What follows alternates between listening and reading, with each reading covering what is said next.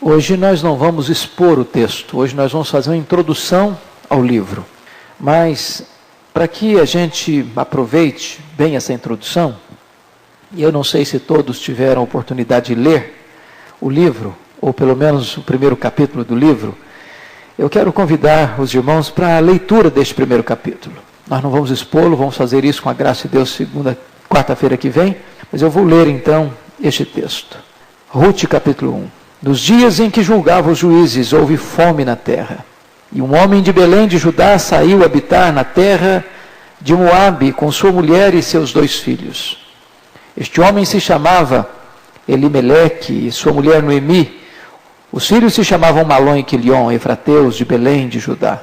Vieram à terra de Moabe e ficaram ali. Morreu Elimeleque, marido de Noemi, e ficou ela com seus 2 filhos, os quais casaram com mulheres moabitas. Era o nome de uma órfã e o nome da outra Rute, e ficaram ali quase 10 anos. Morreram também ambos, Malom e Quilion, ficando assim a mulher desamparada de seus filhos e de seu marido. Então se dispôs ela com as suas noras e voltou da terra de Moabe, porquanto nesta ouviu que o Senhor se lembrara do seu povo, dando-lhe pão. Saiu, pois, ela com as suas 2 noras do lugar onde estivera, indo elas caminhando de volta para a terra de Judá, disse-lhes Noemi: Ide, voltai, cada uma à casa de sua mãe. E o Senhor use convosco de benevolência, como vós usastes com os que morreram e comigo. O Senhor vos dê que sejais felizes, cada uma em casa de seu marido. E beijou-as. Elas, porém, choraram em alta voz. E lhe disseram: Não, iremos contigo ao teu povo. Porém Noemi disse: Voltai, minhas filhas, porque ireis comigo? Tenho eu ainda no ventre filhos, para que vos sejam por maridos. Tornai, filhas minhas, ide-vos embora, porque eu sou velha demais para ter marido. Ainda quando eu dissesse, tenho esperança, ou ainda que esta noite tivesse marido e houvesse filhos, esperá-los-ias até que viessem a ser grandes? Abster-vos-ias de tomardes marido? Não, filhas minhas, porque por vossa causa a mim me amarga o ter o Senhor descarregado contra mim a sua mão. Então de novo choraram em voz alta. Órfã, com um beijo, se despediu de sua sogra, porém Rute se apegou a ela. Disse Noemi: Eis que tua cunhada voltou ao seu povo e aos seus deuses. Também tu volta após a tua cunhada. Disse, porém, Rute: Não me instes para que te deixe e me obrigue a não seguir-te, porque aonde quer que fores, irei eu, e onde quer que pousares, ali pousarei eu. O teu povo é o meu povo, o teu Deus é o meu Deus. Onde quer que morreres, morrerei eu, e aí serei sepultada. Faça-me o Senhor o que bem lhe aprouver, se outra coisa que não seja a morte me separar de ti. Vendo, pois, Noemi que de todo estava resolvida a ir com ela, deixou de insistir com ela. Então ambas se foram, até que chegaram a Belém. Sucedeu que, ao chegarem ali, toda a cidade se comoveu por causa delas, e as mulheres diziam: Não é esta Noemi? Porém ela lhes dizia: Não me chameis Noemi, chamai-me Mara, porque grande amargura me tem dado o Todo-Poderoso. Ditosa eu parti, porém o Senhor me fez voltar pobre. Porque, pois, me chamareis Noemi, visto que o Senhor se manifestou contra mim, e o Todo-Poderoso me tem afligido? Assim voltou Noemi da terra de Moabe com Rute, sua nora, a moabita. E chegaram a Belém no princípio da cega da cevada. Então nós vamos meditar sobre esta introdução ao livro de Rute. E eu quero destacar 3 pontos aqui na introdução. Em primeiro lugar, o livro de Rute é uma perfeita história de amor. Certamente o livro de Rute é um dos mais belos romances da Bíblia. É certamente uma das joias mais ricas e encantadoras de toda a literatura mundial. É um livro inspirado, que tem ricas e profundas lições para nós. O livro de Rute pode ser considerado uma história perfeita, ou a história de encanto e deleite. Alguém disse que é a perfeita história de amor. Alguém comparou este livro como um jardim grinaldado de rosas perfumadas, cuja beleza e conteúdo jamais podem ser suficientemente enaltecidos. Um dos grandes filósofos do passado, chamado Goethe, disse que o livro de Ruth é a mais bela obra completa em escala reduzida que nos foi dada como um tratado ético. E eu gostaria de dizer aquilo que um outro pensador disse, que o livro de Ruth é o livro que excede a todos os demais, no sentido de que nenhum poema do mundo, ou nenhum poeta do mundo, jamais escreveu um conto mais belo do que o livro de Ruth. O que esse livro fala? De que ele trata? Esse livro trata fundamentalmente de uma história de amor. Este livro é um livro que exalta a virtude de uma mulher moabita, e mostra como uma viúva moabita não apenas se converte ao Deus de Israel, se converte à sua sogra, mas ela se insere no meio do povo de Deus, para ser uma bênção, e para ser uma das ancestrais do grande rei Davi e do nosso Salvador Jesus Cristo. Este livro também nos aponta um fato interessante, é um livro que fala de reconciliação, porque se você notar, em Ruth está aqui a semente de que as nações gentílicas podem ser recebidas no meio da congregação do povo de Deus. E notem que Ruth, ela é aceita no meio do povo de Deus, porque se você perceber, quando ela se dispõe a voltar com Noemi para Belém, ela diz: o teu Deus é o meu Deus. Ela deixa a sua terra, os seus deuses. Lembra que Noemi disse para Orfa e para ela? Orfa já voltou para os seus pais, para a sua terra, para os seus deuses. Era uma terra pagã. Moabe adorava Camus. Baal era adorado naquela região. Mas antes dela vir para Belém, ela adora a Deus, ela se curva ao Deus de Noemi, ao Deus de Israel, ao Deus vivo e verdadeiro. De tal maneira que o casamento de Boaz e Ruth, de certa forma, é um protótipo desta união de judeus e gentios, formando uma única igreja, a igreja do Senhor Jesus Cristo. Segundo ponto que eu chamo a sua atenção, nessa introdução, é que o livro de Ruth é a história de um drama familiar. Nós estamos vivendo face a face com esse drama. Que drama? Problema financeiro? Problema de imigração? Problema de doença? Problema de morte? Problema de casamento misto? Problema de viuvez? Problema de pobreza? Problema de amargura contra Deus? Note você se esses problemas não são exatamente os problemas que nós hoje ainda convivemos com eles. Mas também, este livro nos fala sobre a força da amizade, esse livro nos fala sobre a beleza da providência, e este livro nos fala sobre a recompensa da virtude. Desta maneira, eu quero dizer para você que o livro de Ruth, ele está exatamente num contraste com o livro de Juízes. Se você percebeu, logo no primeiro versículo diz que nos dias em que julgavam os juízes. O livro de Juízes é um livro que vai falar de guerras e de contendas. Mas o livro de Ruth vai falar de amor e de amizade. No livro de Juízes, o juízo de Deus está se mostrando à nação de Israel, punindo a loucura do seu pecado. No livro de Ruth, nós estamos encontrando que o amor e a virtude estão sendo recompensados por Deus. Outro fato curioso aqui, é que numa sociedade dominada pelos homens, os personagens centrais deste livro são duas mulheres que desafiam a crise e agiram com fé na providência divina. Aliás, é um fato curioso, dos 66 livros da Bíblia, 2 deles têm nome de mulher, né? É o livro de Ruth e o livro de Esther. Ruth foi uma gentia que casou-se com um judeu, e daí veio o grande rei Davi. Ela foi avó do rei Davi, e foi ancestral do Messias, como está lá em Mateus capítulo 1, versículo 5. Esther era uma judia que casou-se com um gentio, e esta mulher foi instrumento de Deus para a salvação do seu povo, numa hora de crise nacional. Terceiro ponto que eu quero colocar em termos de introdução é a autoria e a data desse livro. nós não temos total garantia de quem foi o autor do livro de Ruth. Mas a maioria dos estudiosos creem que o autor deste livro, quem escreveu este livro, o autor certamente é o Espírito Santo que inspirou, mas quem escreveu este livro foi o profeta Samuel. O estilo literário e linguístico é muito parecido com o de Samuel. Há um documento importante no segundo século da era cristã, o Talmud, que indica o livro de Ruth como de autoria de Samuel.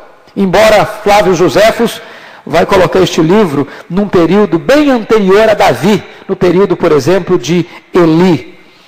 Mas eu creio firmemente que as evidências são muito maiores para nós aceitarmos que quem escreveu o livro de Ruth foi o profeta Samuel, até porque foi no período dos juízes, e Samuel, não obstante, não viu Davi assumindo o trono, mas Samuel chegou a ungir Davi como rei de Israel.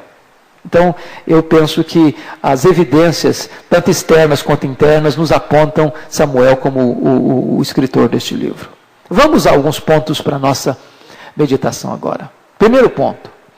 O livro de Ruth aponta para um tempo de instabilidade econômica, moral e espiritual. O versículo 1 diz que nos dias em que julgavam os juízes. Esse período dos juízes começa com a morte de Josué e só termina com a eleição ou com a nomeação do rei Saul como primeiro rei de Israel. Portanto, um período que demorou aí em torno de 330 a 350 anos. E o período mais turbulento, mais conflituoso, mais doloroso da história de Israel. Não me chamem de Noemi. Noemi significa agradável. Ela disse, eu parti daqui feliz, eu parti daqui ditosa, mas Deus descarregou sobre mim a sua mão. Me chamem de amargura. Eu não quero ter mais, quero mudar de nome. Terceiro problema que essa mulher enfrenta, a terceira crise, a crise da viuvez. Hoje nós temos que entender esse contexto. Naquela época, a segurança de uma mulher casada era viver com seu marido. A segurança de uma mulher solteira era viver debaixo do abrigo de seus pais. Mas uma mulher viúva, ela ficava num total desamparo na cultura daquela época. E mais, essa mulher está viúva, ela não tem filhos, ela não tem dinheiro, ela não tem pátria. A situação dela é de completo desamparo.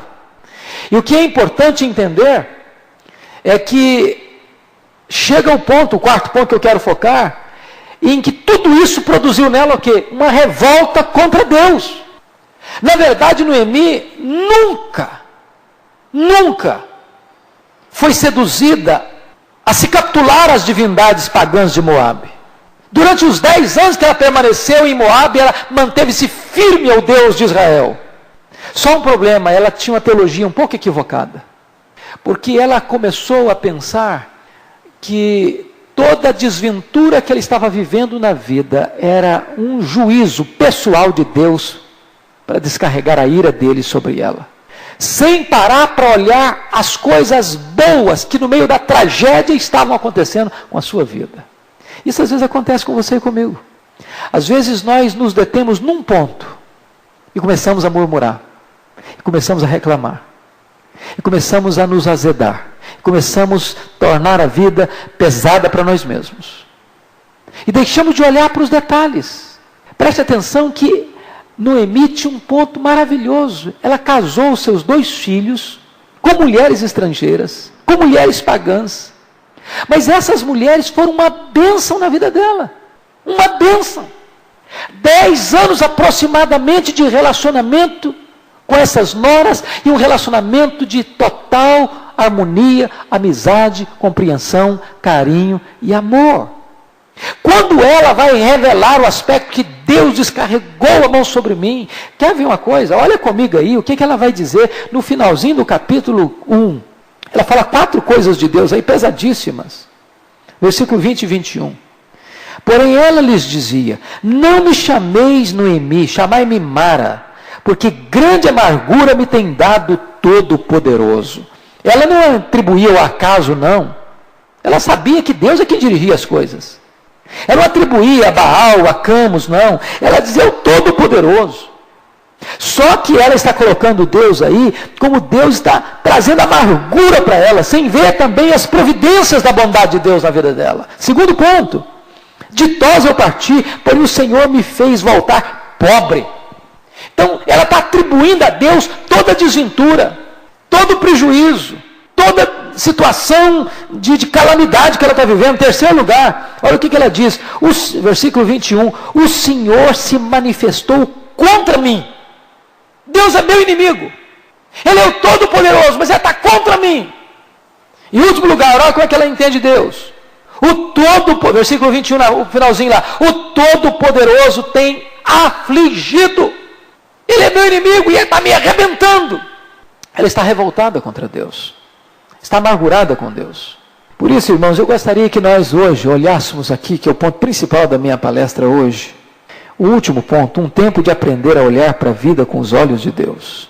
Esse livro tem lições magníficas e eu quero destacar nesta noite algumas dessas lições. A primeira delas é que nós vamos perceber o seguinte: a providência do Altíssimo é maior do que a tragédia humana. Eu fico feliz de perceber isso no livro. Você precisa olhar para a vida com os olhos de Deus. Você precisa olhar com as lentes de Deus, na perspectiva de Deus. Naquela famosa frase de William Cowper, o poeta inglês: por trás de toda a providência carrancuda, esconde-se uma face sorridente. Por trás de toda a providência carrancuda, esconde-se uma face sorridente. No meio do problema, tem um plano de Deus. No meio da dor, tem algo especial de Deus. O que prevalece não é a tragédia, é a providência divina. Deus transforma o caos em cosmo, transforma vales em mananciais, transforma tragédias em cenários de esperança. Ele enxuga as lágrimas, Ele conforta a dor, Ele põe os nossos pés na estrada da vitória. Marta disse para Jesus: Senhor, agora não adianta mais não. Já é tarde, já passou da hora do Senhor intervir. Marta, se creres, verás a glória de Deus. O limite do homem não esgota as possibilidades de Deus. Deus escreveu um dos capítulos mais lindos da história a partir da mais profunda dor de Noemi. O Eterno arrancou aquela viúva da pobreza, de uma terra estranha, de um poço de solidão, e a ergueu ao nível da mais venturosa das alegrias. Se você perceber, quando a nossa causa parece perdida, com Deus, ela não está perdida. Pense nisso. A providência de Deus é maior do que qualquer tragédia humana. Segunda lição: o amor de Deus não é tribal, mas o amor de Deus é universal. Eu acho maravilhoso isso aqui, sabe por quê? Porque o livro de Ruth é como se fosse João 3,16 do Antigo Testamento. O livro de Ruth é o João 3,16 do Antigo Testamento. Porque Deus está cumprindo neste livro o que disse lá em Gênesis 12:3: em Abraão serão benditas e abençoadas todas as famílias da terra. Projeto de Deus era alcançar por meio de Abraão todos os povos. E a Bíblia diz que o projeto de Deus é salvar todos aqueles por quem Cristo morreu, que procede de toda língua, povo, tribo e nação. De tal maneira que o livro de Ruth é para nós uma lição maravilhosa, porque você vai notar que uma moabita, uma estrangeira, uma mulher que vem do paganismo, converte seu Deus de Israel e vai se transformar avó do grande rei Davi e ancestral do grande Messias, nosso Salvador e Redentor Jesus Cristo. Isso vai nos ensinar a verdade de que a participação no reino de Deus não depende de carne e sangue, e sim da obediência da fé. Porque Ruth aceitou de todo o coração o povo de Deus e o Deus do povo de Israel. Ela foi aceita na Assembleia de Israel para ser mãe, para ser avó e para ser ancestral do Messias. Eu acho isso bonito, sabe por quê? Porque na verdade o livro de Ruth poderia estar nos apontando uma lição muito forte para combater aquela tendência exclusivista de alguns judeus que consideravam todos os outros povos indignos do amor de Deus. Foi por esta mesma razão, por exemplo, que Jesus contou a parábola do samaritano, para combater aquela ideia exclusivista de alguns judeus, que consideravam os gentios como combustível para o fogo do inferno, como gente que não era digna de ser amada por Deus, escolhida por Deus. Só eles eram os exclusivos. E o Senhor Jesus conta a parábola do samaritano para colocar como herói da história, não um judeu, mas um samaritano a quem eles odiavam, a quem eles escorraçavam. E este livro foi belamente construído e escrito para revelar a nós que a heroína dessa história é uma mulher, é uma judia, procedente do paganismo, mas a quem Deus, na sua soberania e graça, escolhe de uma maneira de tragédia, para que ela venha a ser a avó do rei Davi e a ancestral do Messias. Que coisa maravilhosa. Aliás, quando você vai olhar a genealogia de Jesus, você fica um pouco espantado, porque fala de 4 mulheres na genealogia de Jesus. E talvez se você e eu fôssemos escrever a genealogia de uma pessoa importante, nós teríamos um pouco de dificuldade de inserir essas 4 mulheres. Porque quem está lá? Raabe é uma prostituta. Quem está lá? Tamar adulterou com o sogro. Quem está lá? Ruth era uma moabita. Quem está lá? Batseba adulterou com Davi. São as 4 mulheres que estão lá na genealogia de Jesus. E o que significa isso? Que Deus pega gente como você e eu, indignos da sua graça, e nos transforma, e nos faz membros da sua família, para que a glória seja dele, somente dele. Isso é algo maravilhoso. Essa é uma das fortes lições do livro de Ruth. Terceiro ponto, terceira lição: o poder do amor é mais forte do que os mais duros golpes da vida. Irmãos, que coisa maravilhosa esse texto vai nos apresentar. O livro de Ruth é um comentário, uma exposição daquela verdade lá de Cantares, que o amor é mais forte do que a morte. Nem todos os rios podem afogá-lo. E o que é maravilhoso é que é um amor verdadeiro, puro, sem interesses. Porque você nota que talvez a mais bela declaração de amor que alguém já fez para outra pessoa não é de um homem para uma mulher. Não é um amor interesseiro, é um amor de uma viúva para outra viúva. De uma viúva pobre para outra viúva mais pobre, que não tinha nada para lhe dar, nada para lhe oferecer.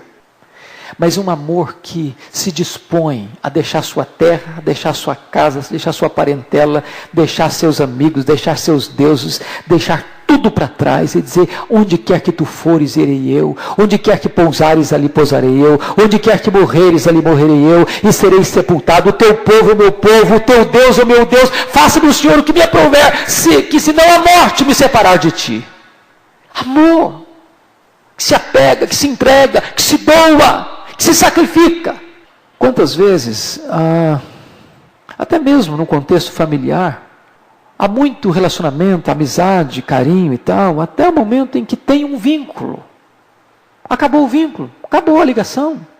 Ruth poderia muito bem, depois que o Malom morreu, ela era esposa do Malom, disse: olha, Noemi, agora não justifica mais eu estar perto de você. Vou voltar para minha casa, voltar para a casa da minha mãe. Vou reconstruir minha vida. O amor dessa mulher é um amor que supera os mais duros golpes da vida. Quarta lição que esse livro nos ensina: a amizade é o fundamento sobre o qual os relacionamentos precisam ser edificados. Acho que a amizade de Ruth com Noemi é um oásis no meio do deserto. E para mim aqui está um ponto lindíssimo. Eu acho que Noemi, só a relação de Ruth com Noemi, para mim, só isso aqui valeria o livro. Desmistifica um dos pontos mais minados na cultura contemporânea, que é a relação de nora com sogra. Eu não sei se você já escutou isso. Por trás de toda brincadeira tem um fundo de verdade. Então a gente tem que ter muito cuidado com ficar aderindo a determinados hábitos de contar piada, porque por trás de uma piada sempre vem uma alfinetada, sempre vem alguma coisinha para a pessoa não quer dizer de cara, então conta uma piadinha. E a relação de genro com sogra, de nora com sogra, é uma relação hoje minada. Minada. E minada até dentro da igreja. Às vezes as piadas são usadas no púlpito, por brincadeira, e a gente até descontrai. O grande problema é que isso vai descrevendo o que está no imaginário do povo, o que está no coração das pessoas. E Noemi e Ruth nos ensina que uma sogra pode fazer da sua nora uma filha. E uma nora pode fazer da sua sogra uma conselheira. Uma conselheira. Se você perceber, Noemi trata Ruth como filha, chama de filha, cuida dela como filha. Ruth olha para Noemi no sentido de uma mãe que ela precisa prover e quer escutar os seus conselhos e seguir os seus conselhos. O que eu acho maravilhoso nessa amizade é que a amizade de Ruth com Noemi não é apenas na hora da necessidade da crise, porque tem esse aspecto também. Às vezes a crise nos une, mas a fartura nos divide. Como disse um deputado de Brasília, eu nunca vi uma família rica unida ao redor de uma mesa. O dinheiro divide, não une. É muito difícil você ver uma família rica distribuindo a herança, feliz da vida, sem dar uma briguinha. Às vezes aquela que tem arroz com feijão para comer ao redor de uma mesa, come arroz com feijão feliz da vida. O que é maravilhoso é que depois que Ruth se casou com Boaz, um homem rico, um homem famoso, depois que Ruth tem um filho, ela podia pensar, bom, agora não preciso da minha sogra mais. Já estou casada, já tenho dinheiro, já tenho filho. Para que eu vou ficar com a minha sogra de tiracolo?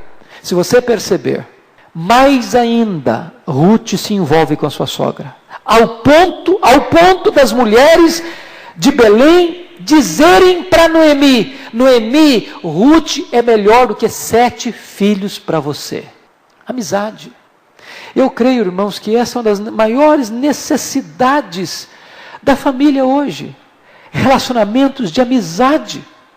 A Bíblia diz em Provérbios 17, 17, em todo tempo ama o amigo, mas é na adversidade que nasce o irmão. Nós precisamos de amigos. Quer ver na igreja? Isso é estatístico, isso é provado estatisticamente. Você não permanece numa igreja se você não tem pelo menos um amigo nessa igreja. Amizade é uma necessidade essencial do ser humano. Como você tem necessidade de teto, como você tem necessidade de comida, como você tem necessidade de roupa, como você tem necessidade de proteção, você precisa ter amigos. E nós temos que cultivar a amizade na família. O professor Adalto disse uma coisa aqui que eu achei muito interessante. Ele disse o seguinte, que às vezes nós somos a geração da tecnologia, mas nós não somos a geração mais inteligente. O fato de nós termos muita tecnologia não significa que nós estamos usando nosso raciocínio da maneira mais plena. E ele usou uma colocação interessante, que quando você, por exemplo, está em estado de coma, suas ondas cerebrais estão assim, ó, linha reta. Quando você está assistindo televisão, também as suas ondas cerebrais estão assim, ó, linha reta, igual estado de coma. O que está acontecendo hoje? Nós estamos nos isolando. Há famílias evangélicas que se comunicam dentro de casa, um com o outro, pelo telefone celular. Onde cada um tem a sua trincheira, o seu quarto, com todos os equipamentos necessários ali dentro do seu quarto, para viver isolado do mundo. Nós estamos vivendo na época em que ninguém tem paciência para bater um papo de 5 minutos um com o outro, mas gasta 2 horas num relacionamento de amizade virtual. E eu penso que o livro de Ruth vai nos resgatar a necessidade de relacionamentos familiares sólidos, com princípios sólidos. Vocês sabem que há alguns anos, Fernando Marcos e Imelda Marcos viveram uma vida de muito luxo e riqueza no palácio em Manila. Esse casal, segundo os críticos, roubou bilhões de dólares, depositando-os nos bancos da Suíça. A Imelda Marcos vangloriava-se dos seus 1.500 pares de sapatos. O Ferdinando Marcos era aquele homem famoso, político, esperto, corpo atlético, caçador de leões. Mas como é que esse casal terminou a vida? Com tanto dinheiro. Sabe o que eles fizeram? Ele tinha tanto medo, ele não tinha amigo nenhum, que mandou blindar todas as paredes e janelas que davam para a rua no palácio dele. Ele terminou os anos da vida dele trancado dentro do palácio. E o palácio se transformou numa grande sala de UTI. Para tudo enquanto é canto do palácio tinha balão de oxigênio. A cadeira dele era um vaso sanitário adaptado. A cama dele era uma cama hospitalar. E ele morreu na solidão. Tinha dinheiro, mas não tinha amigos. Tinha séculas. Nós precisamos de amigos. E eu estou convicto disso, de que o primeiro ambiente em que nós precisamos de amizade é dentro da família. Da família. Ruth nos ensina isso. Vamos a outra lição. 5ª lição. A generosidade e a conduta irrepreensível sempre serão recompensadas. Irmãos, isso é maravilhoso. Não importa se agora você está passando por uma tribulação. você está passando por uma crise, não negocie os seus valores. Se alguém ou se uma circunstância é adversa a você, mantenha sólida, coerente a sua postura. Tem pessoas que dizem, mas eu mudei a minha conduta porque aconteceu isso e aquilo outro comigo, e começa a tentar justificar. Ruth enfrentou muitas crises, pensem em vocês. Casada com um homem de uma nação estrangeira, daqui a pouco o marido morre, daqui a pouco o cunhado morre, daqui a pouco o sogro já tinha morrido antes. E daqui a pouco ela quer seguir a sua sogra, que é velha, que é pobre, que está desamparada, que não tem mais filhos, que não pode ter outros filhos para cumprir a lei do levirato. Mas ela manteve a sua posição de integridade. Quer ver um exemplo? Olha comigo aí o que está escrito na Bíblia. Capítulo 2, versículo 11 de Ruth. Olha, o casamento dela com Boaz passa pela vida, pela conduta, pelo caráter de Ruth. Olha o que está escrito aí no versículo 11 e 12. Ela faz uma pergunta para Boaz no versículo 10. Como é que me favoreces e faz os casos de mim, sendo eu uma estrangeira? Respondeu Boaz e lhe disse, bem me contaram tudo quanto fizeste à tua sogra, depois da morte de teu marido, e como deixaste a teu pai, e a tua mãe, e a terra onde nasceste, e vieste para um povo que dantes não conhecias. O Senhor retribua o teu feito, e seja cumprida a tua recompensa do Senhor, Deus de Israel, sob cujas asas vieste buscar refúgio. Note você, preste atenção no versículo 11, bem me contaram, quanto que contaram para ele? Tudo o que ela fez, a sogra dela. Sabe por que ela tirou, vou usar uma palavra do nosso vocabulário do dia a dia, por que ela tirou essa sorte grande, casar-se com um homem rico em Belém? Porque ela tratou bem a sua sogra. Porque a vida dela a fama da vida dela já tinha chegado antes dela em Belém. Que coisa maravilhosa. Deixa eu perguntar para você. O que é que as pessoas comentam a seu respeito? Como é que você é conhecido? O que é que as pessoas podem e falam acerca de você? De alguém que abençoa? De alguém que ajuda? De alguém que fala bem? De alguém que abençoa? De alguém que investe? De alguém que torna a vida dos outros mais doce, mais suave? Note outra coisa, olha comigo capítulo 3, versículo 11 de Ruth. Olha outra coisa linda aí.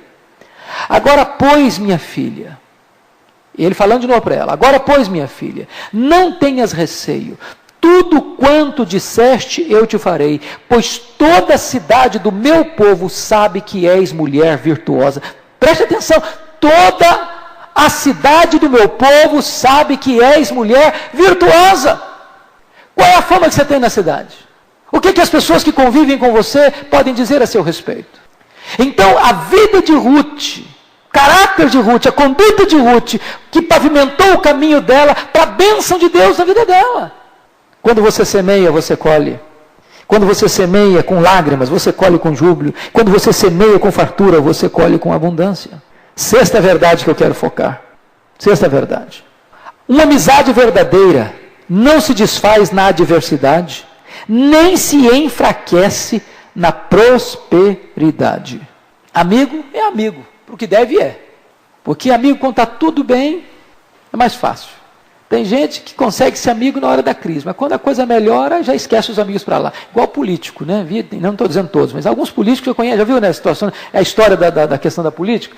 Na época de campanha, te dá um abraço e vem, toma um cafezinho com você, fala com você, etc. Sobe os morros, bate papo com todo mundo, abraça todo mundo, beija todo mundo, faz festa com todo mundo. Depois que se elege, só daqui a 4 anos de novo. Essa não é a amizade do povo de Deus. Note que Ruth é amiga de Noemi quando ela está pobre, desamparada. Ruth é amiga de Noemi quando ela está rica, quando ela está com abastança, quando ela está na crista da onda. Querem ver uma coisa bonita? Capítulo 4 de Ruth. Olha que coisa maravilhosa que está escrita aí comigo. 4:13 a 17. Assim tomou Boaz a Ruth e ela passou a ser sua mulher. Coabitou com ela e o Senhor lhe concedeu que concebesse e teve um filho. Então as mulheres disseram a Noemi: seja o Senhor bendito, que não deixou hoje de te dar um neto, que será teu resgatador, e seja afamado em Israel o nome deste. Ele será restaurador da tua vida e consolador da tua velhice, pois tua nora, que te ama, o deu à luz, e ela te é melhor do que 7 filhos. O comentário das mulheres, que as mulheres comentam, não é verdade? Elas são informadas, elas sabem o que está acontecendo na cidade. E chegaram e falaram, é o comentário geral da cidade, essa mulher te ama, sua nora te ama, e ela é melhor do que 7 filhos para você. Noemi tomou o menino e o pôs no regaço, e entrou a cuidar dele. Olha aí, podia ter ciúme da sogra. A sogra tem espaço na vida dela, na agenda dela, no tempo dela, na casa dela, para estar com o filho dela. Versículo 17, olha que coisa linda. As vizinhas lhe deram nome dizendo, a Noemi nasceu um filho. Olha que coisa fantástica. A Noemi nasceu um filho. E lhe chamaram Obed. Este é o pai de Jessé, pai de Davi. A relação de Noemi com Ruth era tão estreita, que o filho de Ruth era o filho de Noemi, embora fosse neto de Noemi, por causa da amizade profunda de ambas. 7º lugar. Quando os nossos recursos acabam e nos tornamos totalmente desamparados, Deus nos aponta um remidor. Este outro título, esse outro ponto fundamental desse livro de Ruth, que é o remidor. O remidor aqui é Boaz.